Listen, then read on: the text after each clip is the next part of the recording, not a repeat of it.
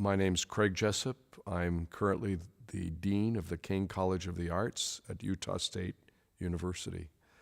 I'm also an alumnus of Utah State University.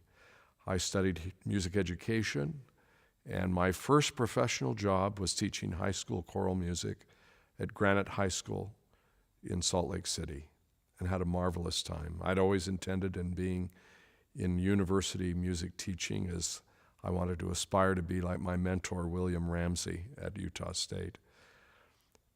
I ended up serving in the United States Air Force as a conductor of the Air Force Singing Sergeants and the Air Force Band of Europe and Omaha, Nebraska, and then was with the Mormon Tabernacle Choir for 13 years, 4 years as the associate and 9 years as the music director of the Tabernacle Choir. And then came home to Cache Valley, where I'm loving serving here with the King College of the Arts. I learned the power of music as a young 18-year-old entering freshman at Utah State University. I was able to go on a USO tour throughout Southeast Asia for 9 weeks: Japan, Korea, Guam, Hawaii, the Philippines. And one experience I'll never forget was going to Clark Air Force Base and performing at Anderson Medical Center for soldiers that had been wounded in Vietnam. We spent the entire day going to various wards throughout the hospital performing for the soldiers that had been wounded. And at the very end of the day, a nurse came up to us and said, "Do you mind singing to one more patient?"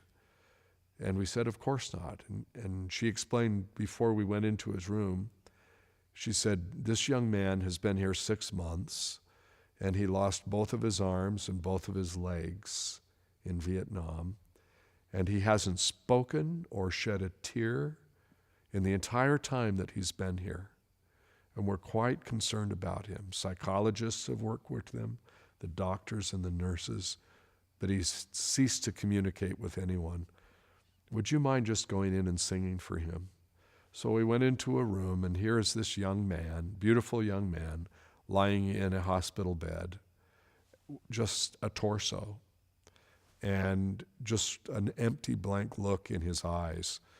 There were 12 of us, 5 women and 7 men. We circled his bed, and we gave a short, entertaining program, largely folk songs. And at the very end, we sang a hymn. And as we were singing the hymn to him, his eyes began to tear, and tears came down his cheeks. And then the nurses started to cry, and we started to cry. And then he said, just very faintly, "Thank you." I knew there was a power of music that never left my soul from that time. It made a difference in his life, made a difference in my life.